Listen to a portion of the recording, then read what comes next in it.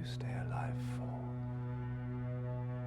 That endless scurrying from bad to good to bad again must have been exhausting. And each return to bad brought with it a little flurry of deaths.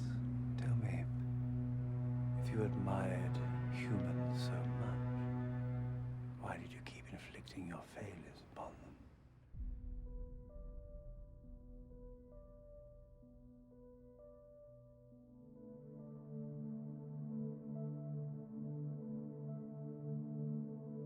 Is it possible to be half mad, like normal 1 minute and insane the next? Fascinating question. In my opinion, yes, perfectly possible, though you won't find that in any textbook. Why is that so, William? But the concept of a multifaceted mind is too radical for the medical profession to cope with. In years to come, it will be accepted as a matter of course. But in the meantime, we lump such phenomena under the rather vague title of dementia praecox. Could a man be sane and insane, like two different people? Oh, certainly. Although most of my distinguished colleagues would sneer at the very idea of it. Sneer? Knowledge hurts, especially if it's new. We take this poor fellow, for example, Darwin. Now, he was perfectly right. Yet millions of educated men still believe that the human race began with two naked lovers frolicking in the Garden of Eden. You try saying the name Darwin to any churchman, or for that matter, my own name to half the medical council. If a man did have two minds, could they be opposite? Like good and evil? A saint and a beast, you mean? Yeah. In one human being? Yes, I don't see why not.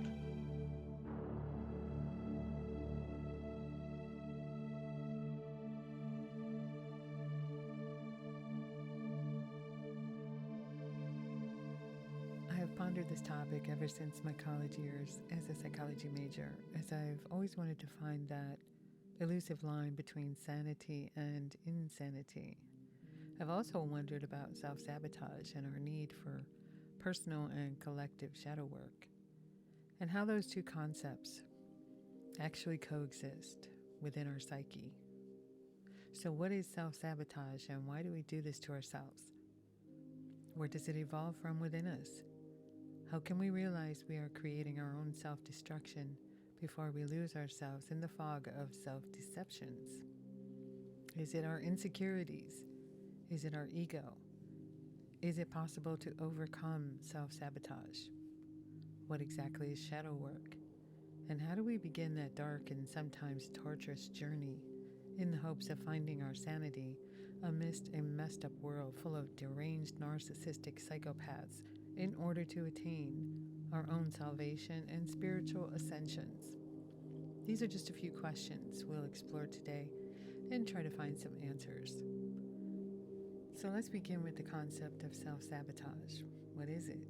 Simply put, sometimes we undermine our own good intentions and long-term goals when we hinder our own successes. Sometimes through certain behaviors, we can negatively impact nearly every part of our lives, including personal relationships and even our careers. We may stunt our growth, progress for a multitude of reasons, either consciously or subconsciously. But why?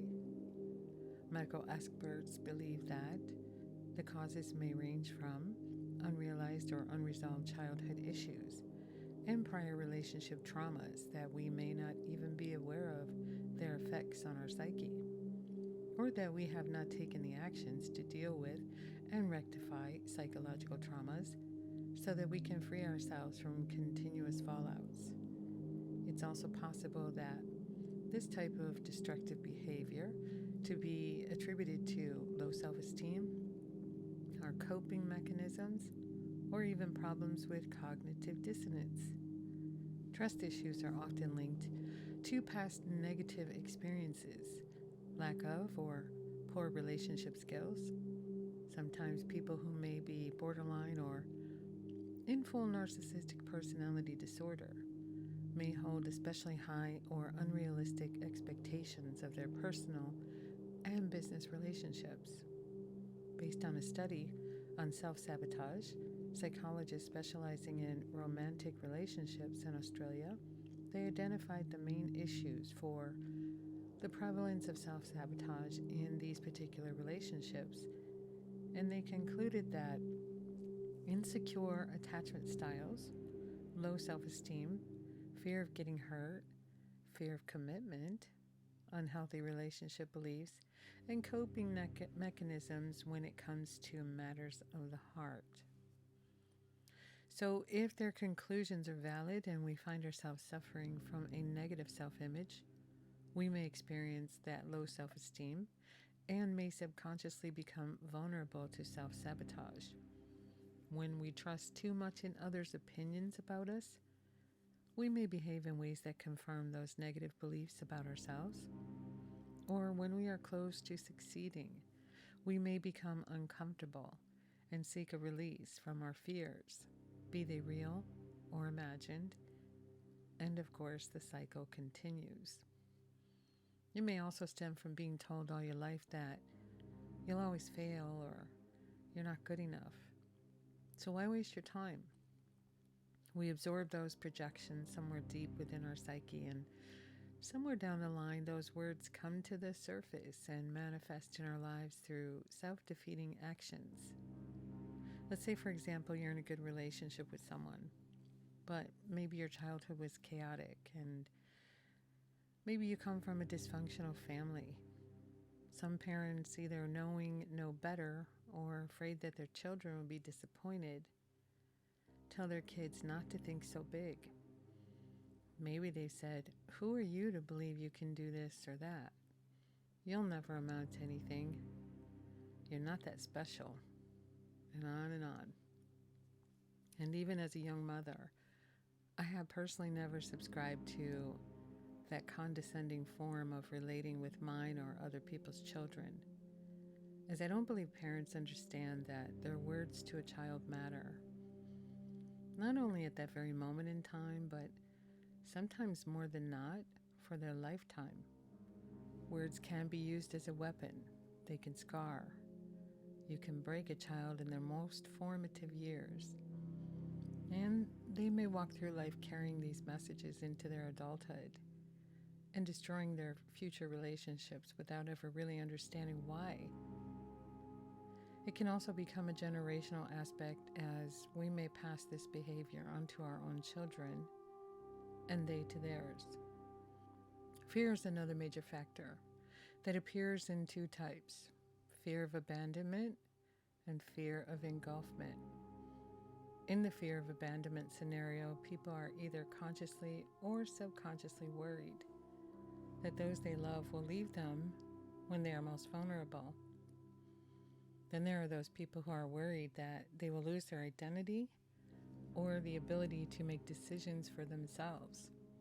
These two fears can and often do exist together, leading to the push and pull typical behavior of those with deep fears of intimacy.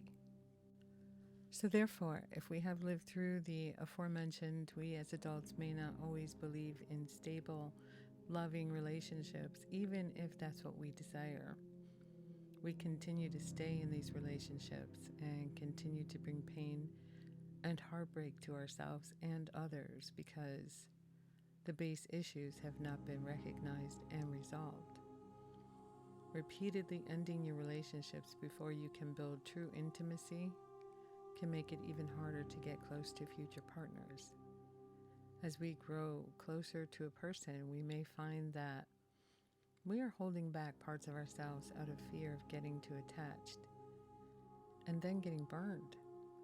And unless there's true willingness to be honest and face all the ways you may have abused or hurt other people or were hurt yourself because of the fear of intimacy, which is intimacy, right? You are more than likely destined to repeat this behavior over and over again. This may be sometimes where the dark night of the soul comes into play. It's a difficult but essential part of our spiritual journey, marked by intense feelings of despair, sadness, grief. can lead to depression, self-loathing, and for some people, even suicidal thoughts and actions. If we are aware enough of our misalignment between our actions and our goals, this is where our shadow work can begin, by acknowledging the parts of ourselves that we've been repressing and denying. But we will never succeed in healing if the repressed issues are not recognized and brought to the light. This is what is referred to as the encounter, the first step in reconciling with our shadow. People exhibiting this behavior may also be struggling with cognitive dissonance, better known as the mental discomfort of holding two conflicting ideas at the same time, which is where we currently find ourselves in today's society regarding many current political, sociological, and humanitarian issues. As we are more receptive to experiencing consistency between our beliefs and actions when we learn to recognize our cognitive dissonant states of being. Left unattended, these issues of self-sabotaging can lead to chronic struggles with food, alcohol, drugs, gambling, relationships, and sex addictions, and even self-injury. Some ways of expressing our subconscious sabotage may include procrastination, perfectionism, self-medication, and living through constant state of ego. These destructive behaviors can also strip us of our motivations and leave us feeling anxious and unsure of how we should deal with our relationships, both personal and professional. For the most part, fear of disappointing others, failing, or even strangely enough, succeeding can lead to serious and possibly chronic depression episodes, as we may feel like we're letting everyone down. The mismatch between where you're at and what was drilled into your head for years might cause incredible discomfort, and many believe that holding in so much personal pain causes many forms of disease, as in dis-ease. Still don't believe our thoughts and our words have power? They are all powerful. So take note of what you're telling yourself and the words you choose to speak to others. We have been conditioned over time to rely on that old pattern of self-sabotage as it's familiar.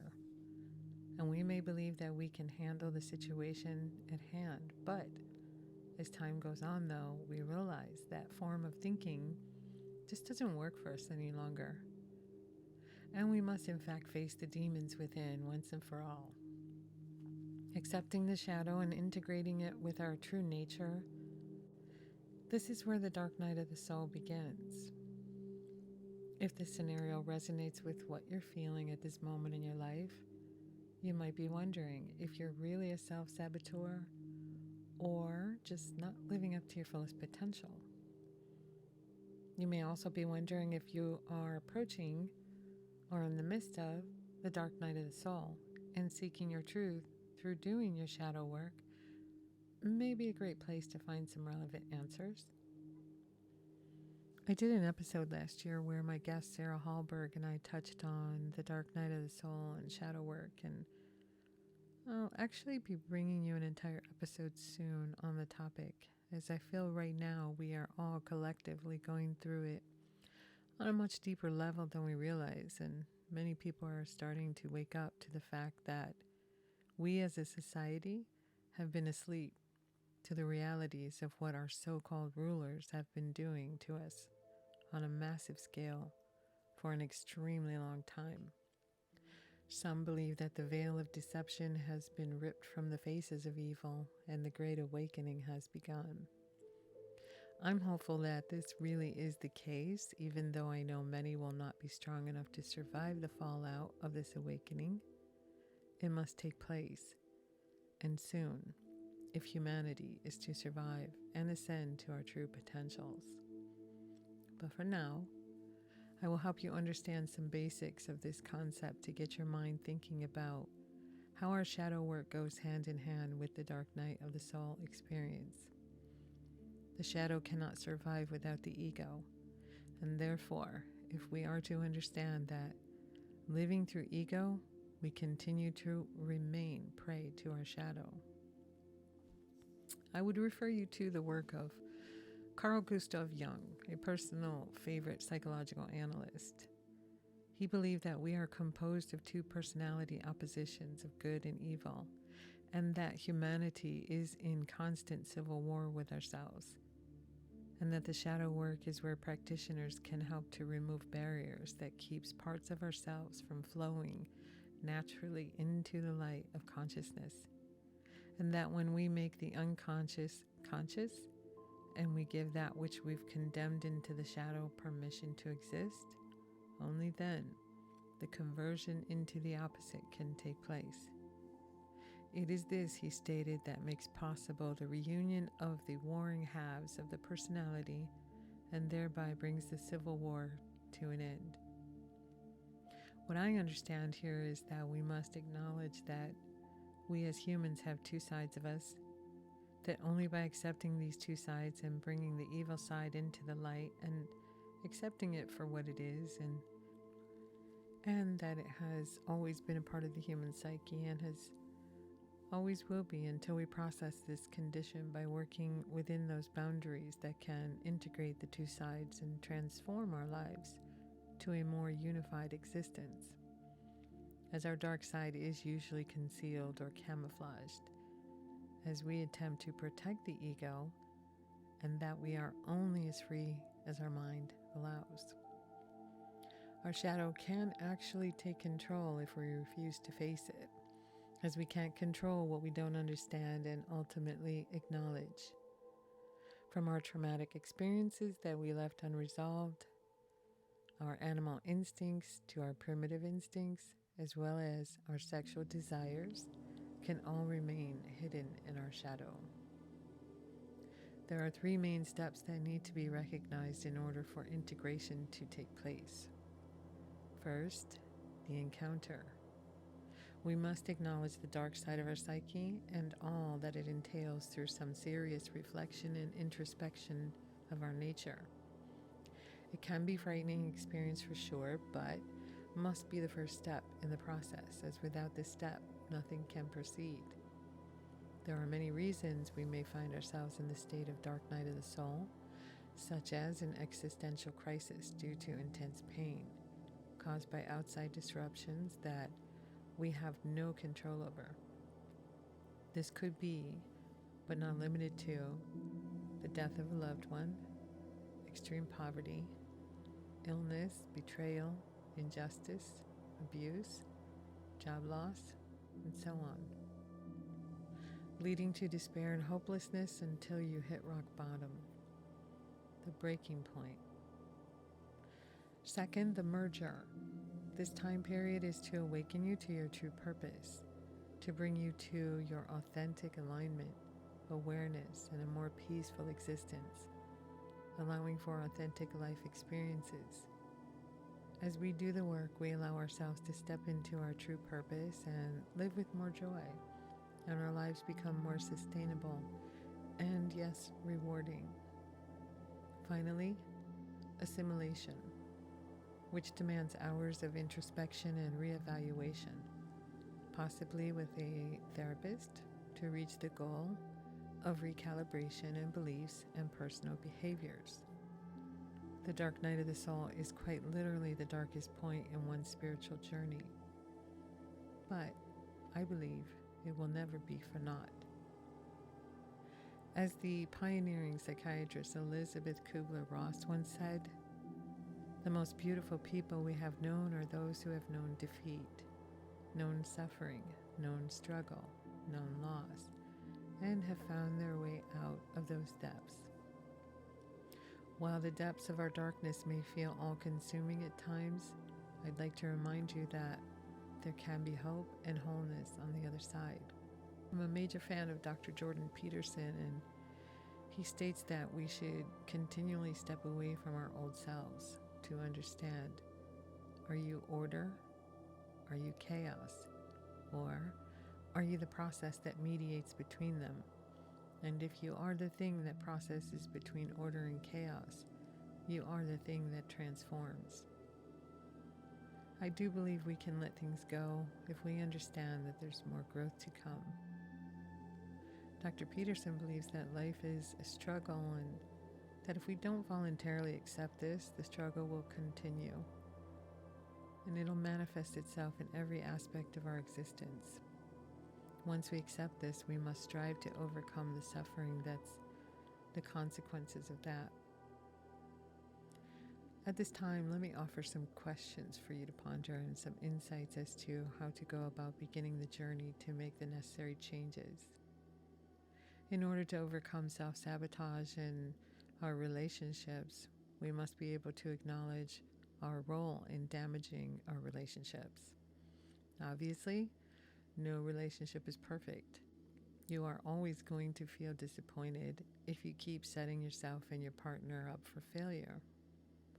Tackling these problems means that we must be willing to be vulnerable and recognize our own issues with abandonment and rejection. Begin by taking baby steps. Take a step back.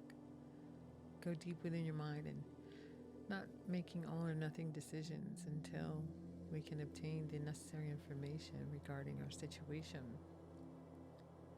Small incremental actions that won't derail you.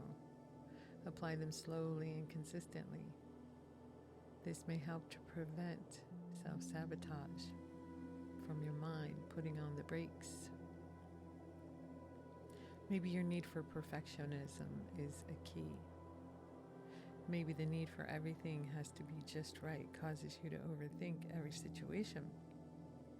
It is believed that self-sabotaging people are often perfectionists, as they sometimes may align this characteristic with narcissistic tendencies, as in everything and everyone in their environment must be perfect, but never more so than they themselves.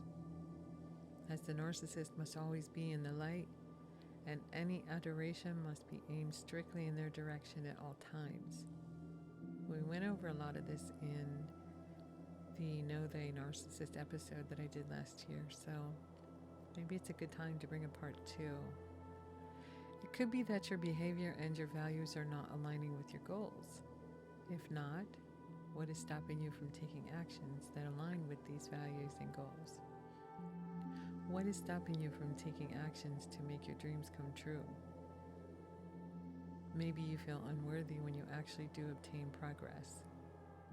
Could this be based on what others told you in the past that limited your aspirations, and now your actions or reactions are possibly based on fear of failure in the eyes of your peers, your family, your friends?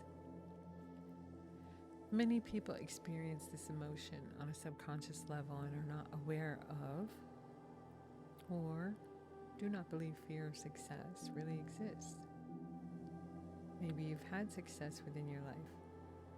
Some people may be envious or downright jealous, and so it may be possible that you limit your successes as to not seem too vain, too proud. If after all of this information today has you really looking at the possibilities that you may be self-sabotaging your life today, or indeed may be going through some depression episodes and confusion is set in, and you don't know what else you can do, well, you can dig deeper with these offered suggestions and professional therapy with a counselor, such as cognitive behavioral therapy, which uses techniques effective in relieving cognitive distortions, and it helps you replace negative thought patterns and improves your overall well-being. Or there's the dialectical behavior therapy, which works well with problems that involve intense emotions, encompasses impulsive behaviors, impulse control issues, and difficulties getting along with other people. You learn to regulate your emotions better with this method. Working with a therapist can help you understand that self-sabotaging actions can remain dormant until a trigger wakes them up. Could be words, actions, even places. Knowing what triggers your fears will help you either avoid them or work on them so they don't trigger you in the future. And another option may be to look into group therapy. Maybe you're not sure how deep your issues go, and you could benefit from being around others who share these behaviors and people that are proactively working towards healing, together sharing their growth, as you could gain a lot of insight just by connecting and learning from their experiences. And by sharing your experiences with them, you'd get this bottled up anxiety out of your system. Give others in your group the opportunity to know you, to know more about you, and discover if you're actually there for your own best intentions in mind.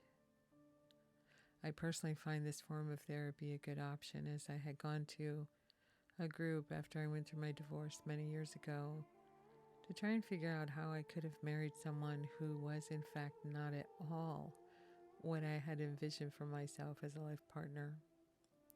I did find out so much about myself and why I chose the people in my life at that time that were not healthy people for me. I learned how to recognize, for the most part, my need for wanting to heal them from their pain, as we empaths do, while all the while they were about was projecting their pain and traumas onto me. As an empathic soul, all I was doing was absorbing their pain and not understanding the process. I had unfortunately turned it inward onto myself. Needless to say, I had spent several years actually doing the work, and attribute much of who I have evolved into today to that group of wonderful people. And although I don't know them anymore, I'm wishing them love and a big thank you. The difference today is that, yes, I'm still going to continue to be the person I've always been, in that I will always try to help those in need if I can, but now I have a much better discernment when dealing with people, and for the most part, I can recognize who is really in need of a compassionate help and who is coming to suck out the life force for their own selfish agendas. I can see it for the most part. I try to run. One of the main aspects of self-sabotage and fear of intimacy is the inability to talk about feelings and problems. We avoid talking about personal issues because talking means feelings. And you want to avoid feelings at all costs, right? But expressing emotions, fears, as well as your needs will not only help you identify problems, but will also help others understand you better. Self-sabotaging your relationship is understandable when you look at the possible causes. So it is important to be kind to yourself. It's okay to get help when you need it. Seek therapy or a compassionate friend to listen.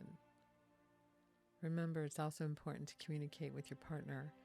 Being able to allow yourself to be vulnerable and helping the other person understand this side of you, even when it is the very thing you're trying to avoid, but letting them in can help you break those ingrained patterns of self-sabotage.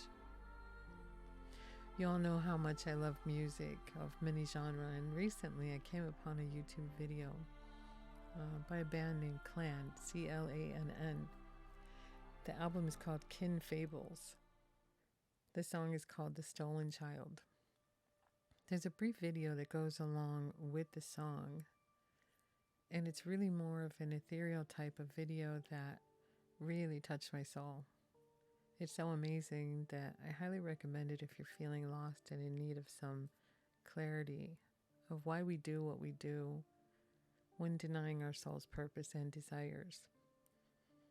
How we can get so caught up in our losses through life that we find that we may isolate, shut the world out, and those who care about us. The video is so deep and soul-touching, as it reminded me of someone I used to know who I believe is currently going through a dark night of the soul, and I'm sending some love and some light their way, as I know from firsthand experience how dark and lonely this experience can be. The video is about a knight who is wandering through life trapped in an old and corroding iron armor, searching for... Well, I won't spoil it. I'll let you discover what he's seeking when he comes upon a queen fairy who holds the key to his past. if only he would allow himself to see his truth.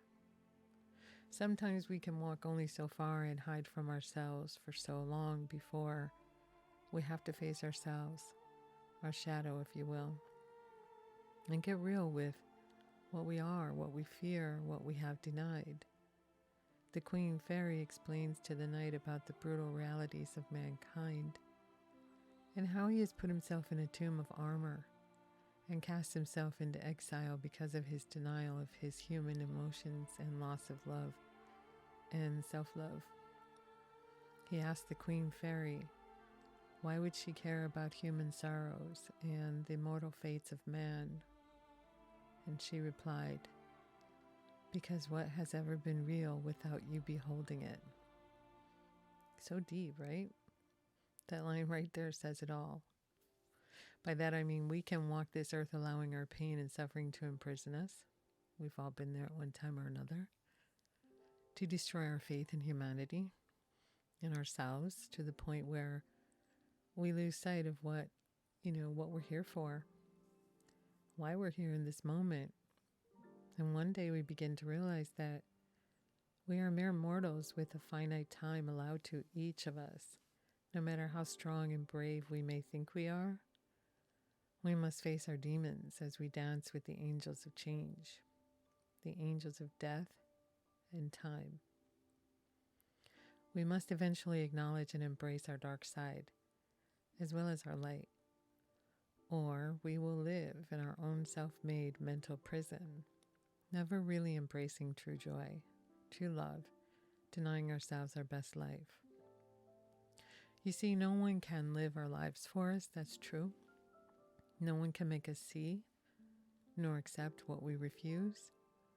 Only we ourselves can walk our path and embrace the realities that we cannot deny one without denying the other. If we only accept the dark side, there is no light. And only making room for the light and denying our darkness is where we get into trouble, as the dark will not be rejected for too long, as it will eventually become all-consuming and destroy the light that is within all of us. Before we conclude today, I'd like to share a passage from Carl Jung's The Red Book, my favorite of his work, which I and many believe his most important work. Be silent and listen. Have you recognized your madness, and do you admit it? Have you noticed that all of your foundations are completely mired in madness? Do you not want to recognize your madness and welcome it in a friendly manner? You wanted to accept everything, so accept madness too. Let the light of your madness shine, and it will suddenly dawn on you. Madness is not to be despised and not to be feared, but instead, you should give it life. If you want to find paths, you should also not spurn madness, since it makes up such a great part of nature. Be glad that you can recognize it, for you will thus avoid becoming its victim. Madness is a special form of the spirit and clings to all teachings and philosophies, but even more to a daily life, since life itself is full of craziness and at the bottom utterly illogical. Man strives towards reasons only so that he can make rules for himself. Life itself has no rules. That is its mystery and its unknown law. What you call knowledge is an attempt to impose something comprehensible on life. End passage. Couldn't have said it better myself, really. So family, I know this was a lot of information today and we've barely scratched the surface as to how deep the topic can go. So I'll be bringing you another episode soon, and possibly a very special guest who can delve deeper into the issues we face when beginning our journey to self-actualization and integration of our dark side with our light. We must always continue to be aware of our triggers and work through them to continue to be amazing creatures that our divine source has intended us to be. And although that is not always the easy task, Just remember that we do not always have everything together as we continue our journey through this life. We are always ever evolving work in progress until our very last breath.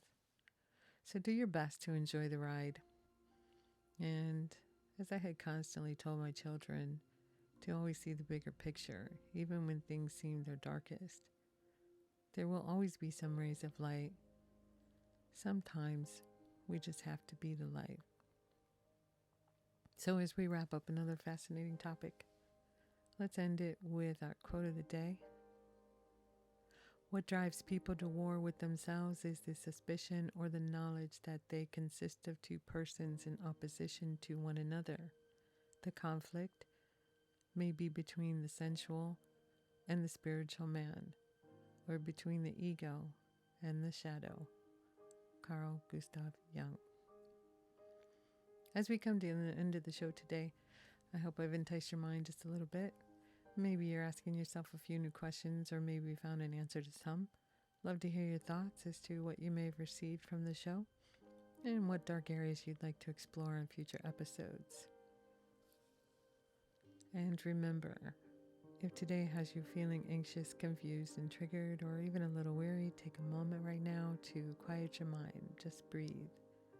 Let go of all your distractions and embrace mindfulness. Focus your intentions on what you really want. Clarify and let go of that which no longer serves you. Remember, your determination is your power and your peace to realize your true purpose, as these brief and mindful moments can allow a new path to arise. So till next time, walk in the light on the dark side, right here where your vibe attracts your tribe.